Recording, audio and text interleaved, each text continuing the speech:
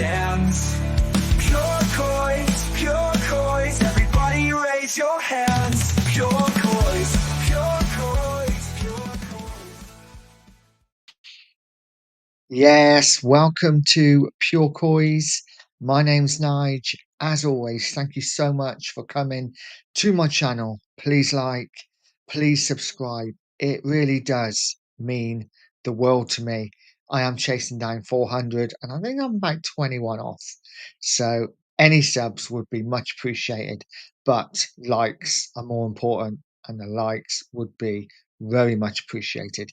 So I have just watched the Tottenham against AZ Alkmaar game, and you know what? We got the job done. We won the game. That was the remit at the start of, listen, we'd all like swashbuckling football, winning 5 and 6-0 every game, but sometimes that just doesn't happen. Ange made 9 changes from the team that played at the weekend. Foster started in goal with Udogi, Davis, Dragushin, and Gray. Bentancur played in midfield alongside Bergvall and Madison, who was captain. And then we had Werner, Richarlison, and Mikey Moore, who started on the right. So there was a lot of changes. And to be fair, Spurs played like they'd made a lot of changes in the first half. A lot of possession, lots of huffing and puffing, didn't really create too much, lots of probing. And if I'm honest, I would say AZ Alkmaar had probably the best 2 chances of the first half.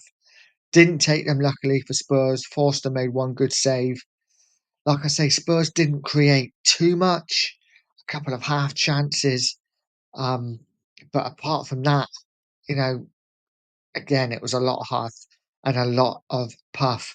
So they went in at half time at 0-0. Started the second half though. Brennan Johnson was brought on and Timo Werner was brought off. They moved Mikey Moore out onto the left. And wow, what a start to the second half. For 20 minutes, between 45 and 65 minutes, Mikey Moore absolutely terrorised the AZ Alkmaar team. And it was breathtaking to watch. It was so good to watch. This is what Spurs fans want to see. Players going at their fullbacks, and Mikey Moore did it every time he got the ball. Took on his fullbacks, beat him every time, put 2 or 3 absolutely stunning crosses into the box. And it was just frustrating for Spurs that there was nobody in there to finish off. Brennan Johnson, for me, disappointing. Usually he gets in at that back post, but on 2 occasions, a ball flashed across the box. And if Johnson was at the back post, it was a simple tap in. Didn't happen. And it looked like it might be a frustrating evening. But Spurs got the breakthrough. A long ball over the top. Madison's touch, not the best. Fell to Bergvall, who's just about to shoot, and his legs were taken from behind him. Penalty to Spurs. Madison and Richarlison having a conversation, maybe? Let's say that. Having a conversation about who was going to take the penalty. It looked as if Madison had won that conversation. Whether he had a change of heart, I think he obviously did, because he then handed the ball to Richarlison. I think he said afterwards that with Richarlison being out for so long, he needed a goal. Madison remembered how he felt when he'd been out for a while, so gave the ball to Richarlison. Richarlison, to be fair to him, made absolutely no mistake at all. Stuck the ball down the middle and put Spurs a goal up. From then on, I must admit, I thought Tottenham then might put the accelerator down and score a few more. They had a few half chances. Again, balls flashing across the box. On another day, they might have had 2 or 3. Didn't get the second, no. And at times, Alkmaar looked dangerous on the break. Davis making a mistake at the back. Alkmaar going through, forced into a good save. Apart from that, didn't create too much, to be fair. They had a couple of good runs down the left. Their winger was pretty quick and kept Gray busy for most of the game. But you know what? In the end, Spurs pretty comfortable. Never really looked like losing it, and Alkmaar had a player sent off in the last 5 minutes as well. You know what? Like I've said earlier, it wasn't the best performance ever. I've seen better performances, but it's a winning performance, and that is what matters. 3 wins out of 3 in Europe.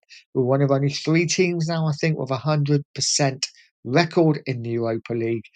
Just takes a little bit of pressure off now as we go to Galatasaray next. That's going to be a really tough game for Spurs.